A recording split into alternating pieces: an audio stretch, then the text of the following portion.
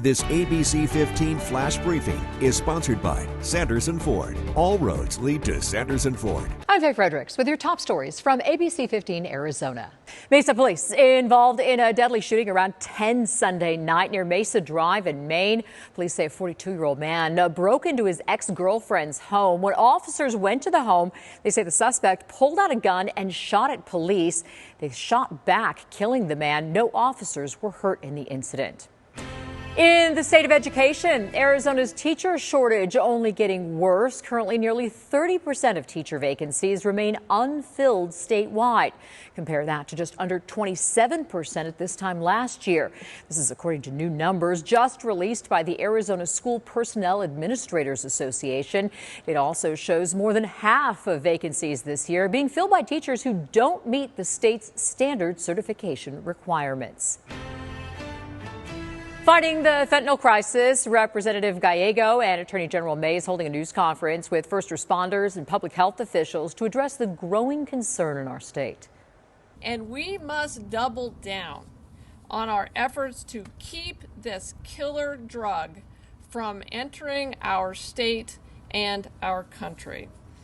Sadly, Arizona has become the fentanyl funnel to the rest of the country.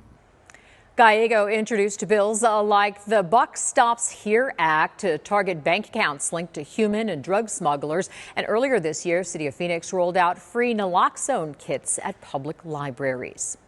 From afar, it might look like a piece of charcoal, just some rock, but it's actually an asteroid, and it could hold answers to one of the most important questions, like how did Earth get here?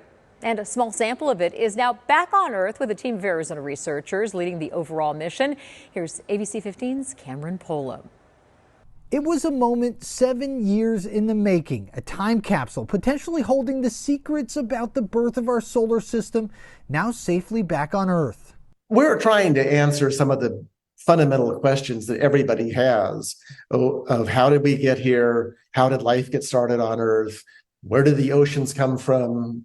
How did water arrive here? And the answers, Dr. Mark Marley with the University of Arizona says could soon be discovered inside the charred capsule's inner canister. Liftoff of OSIRIS-REx. Launched in 2016, the OSIRIS-REx mission caught up with Bennu, a near-Earth asteroid, 2 years later. It would take another year and a half of mapping Bennu for a safe place to land before the probe could attempt to collect its precious samples. Finding a spot to sample was extremely difficult because the surface was much more rugged and rocky than we had expected. Against astronomical odds, the probe plunged its arm into the surface, vacuuming up about a half-pound of extraterrestrial material before beginning its 1.2 billion mile journey back to Earth. Being in the space business, you know there's so many things that can go wrong. Miraculously, everything went right. The capsule and its 4.5 billion year old galactic goodies now heading to Johnson Space Center, where they'll be carefully removed and sent to scientists around the world, including right here in Arizona in Tucson. It's like a Christmas present you're waiting to open. The University of Arizona-led mission was conceived by Dr. Mike Drake in the early 2000s. He sadly passed away in 2011, but his legacy lives on now in the exciting discoveries that lay ahead. We're all here, we're ready to catch it and welcome this sample back to Tucson, where the whole idea started. I'm Cameron Polum, ABC15 Arizona.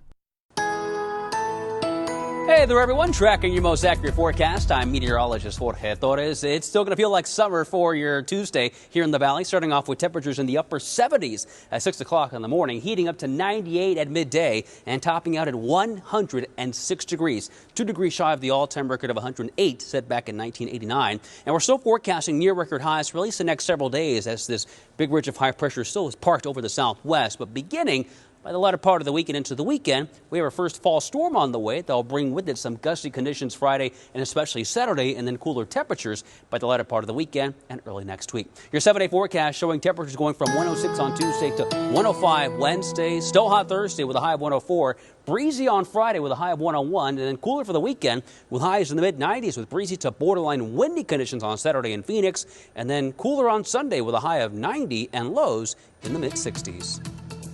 This ABC15 Flash Briefing is sponsored by Sanderson Ford. All roads lead to Sanderson Ford.